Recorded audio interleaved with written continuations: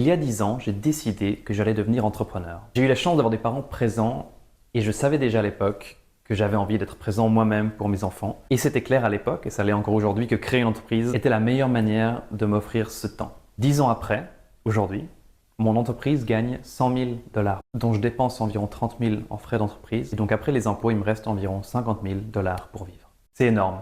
C'est largement assez pour vivre. C'est un luxe incroyable. Et à 15 ans, quand j'ai décidé que j'allais un jour atteindre cet objectif, j'ai commencé à publier des vidéos pour partager mon progrès au fur et à mesure que je m'approcherais de cet objectif. Et aujourd'hui, j'aimerais repasser à travers cette décennie avec toi et qu'on regarde ensemble comment je suis passé de ces 0 à 100 000 $ de revenus par an. Donc, tout commence en 2016 quand je décide de créer un site web pour permettre aux étudiants de mon gymnase d'évaluer leurs profs. Bonjour et bienvenue sur le site évaluetonprof.org. Pour l'instant, ce site est réservé aux élèves du gymnase de Morges.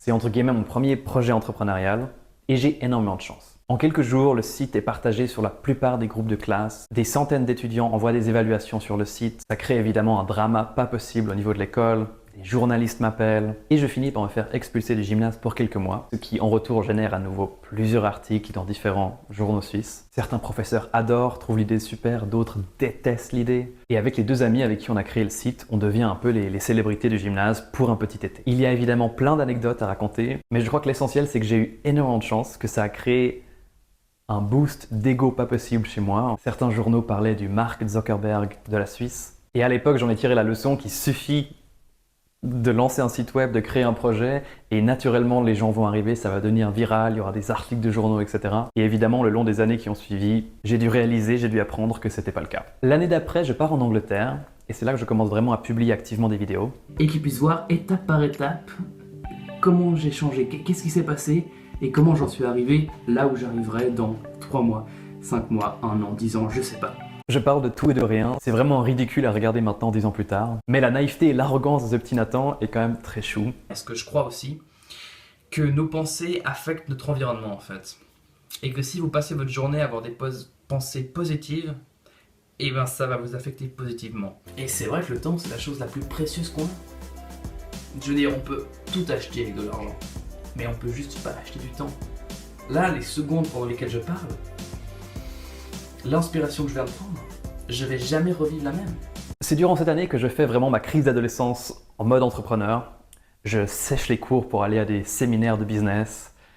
Je pars des week-ends à Londres pour des conférences. Et en revoyant ces vidéos, je ne peux qu'imaginer l'absurdité de ce Nathan qui se balade à Londres à 16 ans, qui parle à des gens. Ça a dû paraître assez absurde aux adultes qui me côtoyaient à l'époque. Dans une vidéo, je raconte que j'ai demandé congé pour une semaine de l'école pour aller à un séminaire sur comment créer son entreprise qui a duré une semaine. Et je suis là-bas depuis 2 jours et j'adore.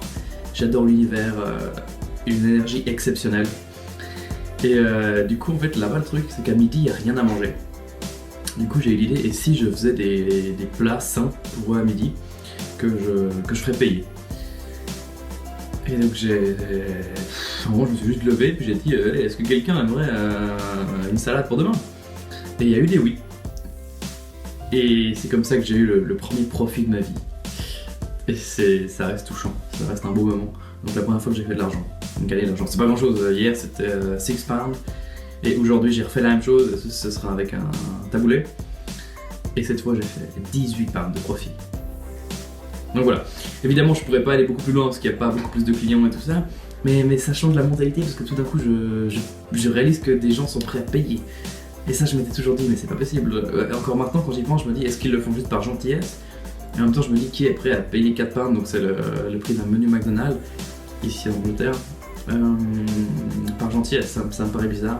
Et surtout autant de gens, parce que du coup, la première fois il y avait eu 6 personnes, maintenant 9. Donc je suis content. Et peu après, toujours à 16 ans, la meilleure idée que j'ai eue pour lancer une entreprise, c'était d'enseigner à d'autres gens comment devenir entrepreneur. Une autre étape importante est d'expliquer à ton cerveau et à toi-même qui tu vas être, qui tu dois être pour réaliser tes objectifs. Et aujourd'hui encore, j'hallucine de me dire mais comment j'ai pu penser que moi qui avais absolument rien fait à l'époque pourrais être d'une quelconque utilité à qui que ce soit. Et mon explication aujourd'hui, c'est qu'à l'époque, la plupart des vidéos, des contenus que je trouvais sur comment devenir entrepreneur, c'était par des gens qui vendaient eux-mêmes des formations et des cours sur comment devenir entrepreneur, comment devenir riche, blablabla. Donc j'ai probablement juste voulu imiter ça. Je me lance ensuite dans plein de petits business, chacun plus absurde que l'autre. Mon premier projet, c'est de créer des jus extrêmement chers, qui coûteraient environ 5 francs la bouteille. Ça serait des jus hyper énergiques. L'idée serait d'en boire un quand on a vraiment besoin d'être concentré, focus et de travailler toute une journée, d'avoir beaucoup d'énergie pour une journée. On achèterait une bouteille, ça coûterait, je dirais 5 euros, quelque chose comme ça la bouteille, 250 ml d'énergie pure, et dedans je mettrais un concentré de tout ce qui est sain et énergique qu'on trouve dans la nature. Mon deuxième projet, c'est de créer un site qui permet à des Suisses qui veulent venir, à des Suisses ou des Français qui veulent venir pour un week-end à Londres, de juste cliquer, s'enregistrer, payer et que tout le week-end soit préparé pour eux. Et puis au printemps 2017, je lance ma première entreprise un peu plus sérieuse, mais complètement absurde et d'ailleurs illégale, qui était un service pour louer n'importe quoi. Donc évidemment pour l'instant j'ai pas un stock chez Amazon. En gros je faisais un truc un peu illégal, un peu triche, enfin illégal, un peu pas très sympa. Je profitais de leur offre satisfait ou remboursé. En gros je livrais le truc chez le client. Je lui disais voilà tu l'utilises et puis après tu l'en renvoies à Amazon. Puis Amazon le récupérait et me disait c'est tout bon, on vous rembourse. Et puis voilà, donc moi je recevais l'argent remboursé et en plus je recevais l'argent que le client avait payé. Mais heureusement pour moi et pour Amazon, ça n'a jamais décollé. C'est curieux aussi de revoir ces vidéos aujourd'hui et de voir le stress que je m'imposais. Il fallait absolument devenir riche en 30 jours, en 60 jours, en 100 jours. J'ai 17 ans et mon challenge c'est d'être financièrement indépendant en 72 jours. Alors que comme je l'ai découvert par la suite, c'est des choses qui mettent du temps. De créer une entreprise, de trouver des clients, de construire une confiance. Et je crois qu'avec ce stress artificiel, je me suis mis beaucoup de bâtons dans les roues. Et puis un peu plus tard, toujours en 2017, je décide de créer un réseau social. Et étant malheureusement sans sous, je décide de créer une campagne Kickstarter, donc de crowdfunding, pour trouver assez d'argent pour embaucher une agence de développement en Inde et ensuite développer le site web. Je vais créer un réseau social qui va te permettre de rencontrer les gens avec qui tu as toujours voulu être, tout autour de la planète. La campagne échoue, mais je collecte quand même 1 000 $ qui me permettent d'embaucher des freelances quelque part pour développer une version très simplifiée de mon réseau social que je finis par mettre en ligne et évidemment, ça n'intéresse personne, personne ne veut utiliser mon outil. J'ai lancé la plateforme en août, comme prévu, tout s'est super bien passé. Mais voilà, maintenant on est quelques mois plus tard et c'est clairement pas encore Facebook. Voilà, on n'a pas encore énormément de membres, c'est encore très petit. Et donc rebelote, je me lance dans le prochain projet. En 2018, je reviens en Suisse pour finir ma dernière année de gymnase et c'est la période où le Bitcoin explose. J'avais acheté peut-être 300 $ de Bitcoin et en quelques mois ça devient 3000.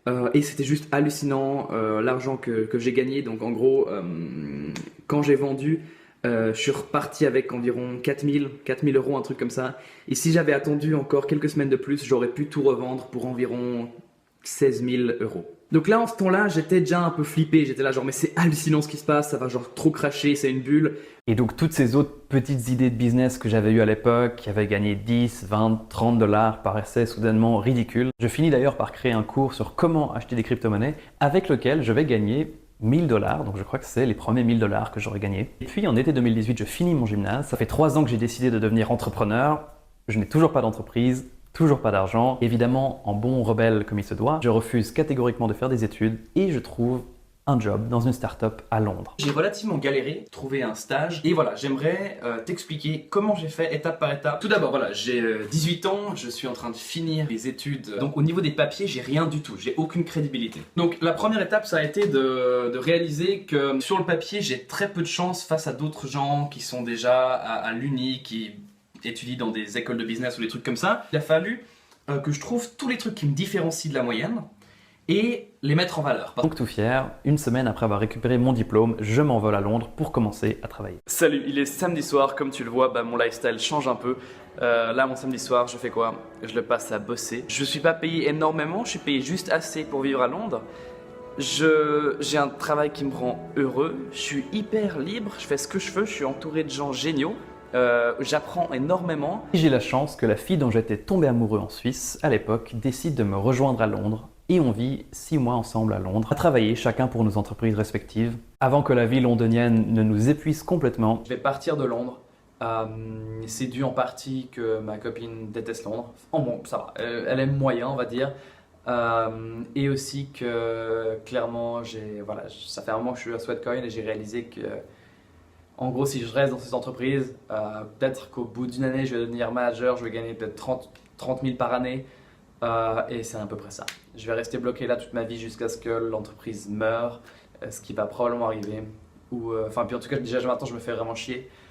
C'est plus un endroit où je m'éclate à fond. Et je me dis que le fait de n'avoir plus de job, de voir l'argent disparaître sur mon compte, va me motiver et que j'aurai le temps durant ces voyages pour créer mon entreprise. Ça fait officiellement 3 mois que je suis parti en Asie. J'ai, surprenamment, mais c'est comme ça, tout échoué. Aucun objectif que j'avais prévu d'accomplir en fait s'est accompli. Mais très étonnamment, en fait, il y a plein d'autres trucs qui ont super bien marché. Par exemple, j'ai été embauché dans une entreprise et j'ai maintenant genre vraiment le job cliché digital nomade de rêve. Je suis super bien payé, je peux travailler d'où je veux. Je suis project manager. Et on décide de s'installer en Europe de l'Est, à Varsovie, pour recommencer une vie d'adulte un peu plus normale. L'été arrive, à Varsovie il commence à faire super chaud. C'est trop bien, là on vient de faire une longue balade dans le parc et ouais, non c'est cool d'être enfin au chaud, mais un chaud européen qui n'est pas humide comme en Asie et tout ça. Jusqu'à aujourd'hui, je garde des super souvenirs de ces mois à Varsovie. C'était ma première expérience de vie d'adulte cool, où on vit dans un bel appartement, où on a suffisamment d'argent pour aller au restaurant, pour sortir, pour faire des voyages. Mais le plaisir est de courte durée. Je me suis fait virer de mon entreprise. L'entreprise pour laquelle je travaillais a fait faillite. Je vivais à Varsovie en ce temps-là. Et du coup, je suis retourné en Suisse vivre chez ma famille et un peu à la recherche de ma prochaine aventure. C'est en ce temps-là que j'ai fait une vidéo qui expliquait pourquoi j'allais pas faire d'études, avec plein d'arguments que je trouve toujours encore pertinents aujourd'hui. Et après beaucoup de réflexion, j'ai aussi fait quelques rencontres clés qui m'ont fait changer d'avis. Et je me suis dit, je tente le coup. Et j'ai commencé à étudier en la programmation. En parallèle des études, je lance une nouvelle startup, NatApp, un outil de gestion de contacts. Et par chance, il se trouve que mon université a des programmes de soutien à l'entrepreneuriat. J'ai directement exploité un peu les ressources de mon université parce qu'ils adorent tous les étudiants qui ont des projets un peu entrepreneuriaux. Et du coup, j'ai déjà réussi à leur demander une bourse pour mon projet. Et je reçois donc 10 000 $ pour lancer ma boîte. Qui l'eût cru, à la place de faire des vidéos, j'ai passé les 2 derniers mois à bosser à fond sur ma startup. Et j'ai une super nouvelle. On a 2 utilisateurs qui utilisent notre application et qui payent. En parallèle, je suis accepté dans un accélérateur de start-up aux États-Unis qui me donne encore un peu plus de crédibilité et aussi un peu plus d'argent. Et la première moitié de cette décennie s'arrête donc là, en fin 2020. Ça fait 5 ans que j'ai décidé d'être entrepreneur et j'ai maintenant une petite entreprise avec à l'époque 5-6 clients qui payent un petit peu par mois, donc peut-être 50 $ de revenus par mois. J'ai profité du temps libre durant le Covid pour apprendre à programmer. Et je suis encore aux études, donc je reçois de l'argent de mes parents tout en ayant suffisamment de temps pour développer mon entreprise. Finalement, les choses commencent à s'accélérer. En 2021, je fais la rencontre d'un freelanceur incroyable, extrêmement compétent, avec lequel j'adore travailler, et on lance un nouveau projet ensemble. Le produit qui se développe mieux, c'est Vocal, l'application pour envoyer des messages audio par email. Ça a généré déjà 2 000 € de revenus juste à travers cette offre. Et donc je finis l'année 2021 en ayant gagné 10 000 $. La plupart des revenus venant de Vocal, l'outil pour envoyer des messages audio par email. En 2022, j'abandonne officiellement de bosser sur l'outil de gestion de contact et me concentre sur Vocal. Toujours avec ce freelance incroyable, Fahad. Et finalement, Covid étant passé, l'accélérateur américain que j'avais rejoint m'invite à San Francisco pour 1 mois. On a une vingtaine et ça fait 1 mois qu'on est ici, qu'on bosse ensemble, qu'on vit à San Francisco. On a aussi rencontré plein d'entrepreneurs vraiment impressionnants comme le CEO de Stripe, le CEO de Twitch, le CEO de Notion et le CEO de Mixmax. Et c'est l'occasion de découvrir un paradis, un Disneyland du monde des startups pour moi. De réaliser à quel point je suis bête et incompétent, qu'il y a des gens qui ont fait des choses tellement plus incroyables, de les côtoyer, de les rencontrer, d'apprendre. Et c'est un moment qui débloque énormément de choses chez moi. En 2022, je trouve aussi plusieurs mandats en tant que consultant, en tant qu'indépendant, qui me permettent de financer ma vie tout en me laissant suffisamment de temps pour continuer à bosser sur Vocal. L'année 2022, c'est aussi l'année où j'ai franchi le cap des 10 000 $ de revenus annuels. Donc ça veut dire que tel quel, sans rien faire, les applications tournent, je gagne 10 000 $ par année. Et je suis en train de lancer une nouvelle application qui s'appelle Magic Heidi. Et c'est une application pour les indépendants suisses, pour leur permettre de créer des factures, gérer leurs dépenses, gérer leurs comptes. Cette fois, l'équipe est bien rodée, on sait comment ça fonctionne de créer un logiciel, et 1 semaine après avoir mis en ligne notre application, on a déjà le premier client payant. Et puis en 2023, les études étant finies, j'en profite pour voyager, pour découvrir le monde. Tu le sais peut-être, mais l'ami avec lequel je travaille depuis plusieurs années maintenant sur NatApp, Vocal et Magic Heidi, qui s'appelle Fahad, vit au Bangladesh. On s'est rencontrés en ligne il y a presque 4 ans, et jusqu'à présent, on s'était jamais vu en vrai. En janvier de cette année, on a décidé ensemble de travailler à plein temps, les deux ensemble. Et pour célébrer ça, pour entre guillemets signer le contrat physiquement, on a décidé de se rencontrer pour de vrai. Et c'est comme ça que je me suis retrouvé à l'ambassade du Bangladesh en Suisse pour faire une demande de visa. Finalement, j'ai pris l'avion, je suis passé par le Qatar et j'ai finalement atterri à Dhaka, la capitale du Bangladesh. À la fin de 2023, l'entreprise génère désormais suffisamment de revenus pour que je puisse mettre 1000 $ de côté par mois pour moi. Je suis super fier de t'annoncer cette nouvelle réussite, ce nouveau milestone que j'ai atteint. Ça veut dire qu'officiellement, mon entreprise va payer les impôts. Officiellement, il y a effectivement plus d'argent qui rentre que n'en ressort. Ce qui est évidemment pas assez pour vivre en Suisse. Mais tant que je continue à voyager, tant que je vis dans des pays moins chers en Europe et que je continue mes mandats à droite à gauche, je peux continuer plus ou moins indéfiniment. Chaque mois, des nouveaux clients payent pour le logiciel de facturation. Chaque mois, des nouveaux clients payent pour le logiciel de message audio. Et à la fin de l'année 2024, je peux désormais mettre 2500 $ de côté par mois. Fin 2023, mon dernier contrat c'est fini. Donc de début 2024 jusqu'à maintenant, j'ai pas travaillé. J'ai d'ailleurs cherché des jobs par-ci par-là et je dois surprenamment dire que j'ai absolument été incapable de trouver un job. J'ai pris la décision de déménager en Italie, ce qui veut dire que je peux maintenant vraiment officiellement vivre de mon entreprise. Je vis pas non plus comme un roi. 2500 c'est pas énorme, mais c'est largement suffisant pour un gamin de 24 ans. La grosse chose qui a changé, c'est qu'on a changé les prix de vocal. Et ce qui fait que du jour au lendemain, les revenus ont plus ou moins doublé. Ça s'est accompagné évidemment de nouveaux clients aussi. Pareil pour Magic ID, l'application de facturation pour indépendants suisses que je développe. On est arrivé maintenant à environ 70 clients payants. Et puis on arrive à aujourd'hui, 2025. À force de juste opérer ces entreprises au jour le jour, on apprend encore des choses sur qu'est-ce qui fait un bon produit, qu'est-ce qui fait que les gens sont prêts à payer, quel est le prix que les gens sont prêts à payer. Et en améliorant comme ça quotidiennement nos applications, on arrive à accélérer la croissance. Et en début de cette année, on dépasse les 100 000 de revenus annuels. Après tous mes longs voyages, je m'installe finalement à Prague. J'achète des plantes, un canapé et peux commencer une vie de personne normale avec une routine, sans voyage. Mais à la place d'aller au bureau chaque matin, je m'installe à ma table et commence à travailler sur mon ordinateur. Je suis extrêmement fier d'avoir accompli ça. Je suis tellement fier de ce petit Nathan, même s'il est insupportable et arrogant. Je suis très content du chemin qu'il a fait pour me permettre à moi aujourd'hui d'être là où je suis. Et s'il y a deux leçons que je tire de toutes ces vidéos, de qu'est-ce que j'aurais fait différemment, la première c'est de se laisser le temps, de ne pas quitter son job du jour au lendemain pour commencer son entreprise, mais c'est au contraire d'y aller graduellement, de s'imaginer que le processus va prendre 5, 10 ans et de se prendre peut-être 1 heure par jour ou les week-ends pour lancer son idée, pour concrétiser ça et d'attendre de voir des revenus pour quitter son job, etc. Et l'autre chose c'est d'échouer plus rapidement. Je suis sidéré du temps qu'il m'a fallu pour réaliser que l'outil de gestion de contact était une mauvaise entreprise. J'ai perdu 2 ans, 2 ans et demi à bosser énormément, à créer plein de fonctionnalités, à repenser l'application, à refaire des designs, alors que le problème plus fondamental était simplement que c'était pas un problème, que les gens n'ont pas besoin de ça et que du coup, qu'importe le design, qu'importe la couleur du logo, personne ne va acheter. Et avec le recul, ce que je ferais différemment, c'est que je me mettrais une limite. Je me dis, voilà, si dans 3 mois, il n'y a pas de client qui paye, je passe à autre chose. Je peux toujours revenir plus tard à cette idée si effectivement je réalise que c'était une bonne idée, parce que c'est en testant différentes idées, dans mon cas le logiciel de facturation ou l'outil pour envoyer des messages audio, j'ai réalisé comparativement que l'outil de gestion de contact était une mauvaise idée. Et puis finalement, pour répondre à la question fondamentale qui m'a poussé à re-regarder ces vidéos, la question de savoir comment j'ai fait, ce qui fait que ce chemin était le bon et que d'autres chemins n'auraient pas été les bons, il y a eu énormément de chance. Et il y a des chances qu'on contrôle. Par exemple, en postulant à plein de jobs, on augmente les chances d'être embauché. Et puis, il y a les chances qu'on ne contrôle pas. D'être né en Suisse, à des parents gentils, à des parents bilingues. Et en revoyant ces vidéos, je crois que autant au niveau de la chance provoquée qu'au niveau de la chance non provoquée, j'ai eu énormément de chance. Le fait d'être parti une année en Angleterre à 16 ans a fait que j'ai appris super bien l'anglais, qui m'a permis de trouver ce premier job plus tard. Le fait de aussi parler français et allemand grâce à mes parents m'a permis de trouver mon deuxième job. Ces jobs m'ont soutenu financièrement pendant les années où je galérais à développer mon entreprise. Et c'est aussi durant ces jobs-là que j'ai appris les compétences nécessaires pour décrocher les mandats plus tard, qui m'ont permis de survivre financièrement une fois que je ne travaillais plus, quand je bossais sur mes entreprises. Et c'est indéniable que sans Fahad, sans le freelance avec lequel je bosse depuis des années, j'aurais jamais pu développer ces entreprises et je l'ai vraiment trouvé par hasard. Et l'autre caractéristique de mes vidéos qui me touche et qui me surprend, c'est à quel point j'étais optimiste à travers toutes ces années. À plusieurs reprises, il arrive vraiment des mauvaises situations, des trucs bêtes, tristes, des échecs tout simplement. Et à chaque fois je souris, je dis que c'est pas grave, que j'apprends, que je ferai mieux la prochaine fois. Du coup avec ce niveau d'optimisme c'est aussi très facile de jamais abandonner parce que on est toujours content, on est toujours optimiste et on continue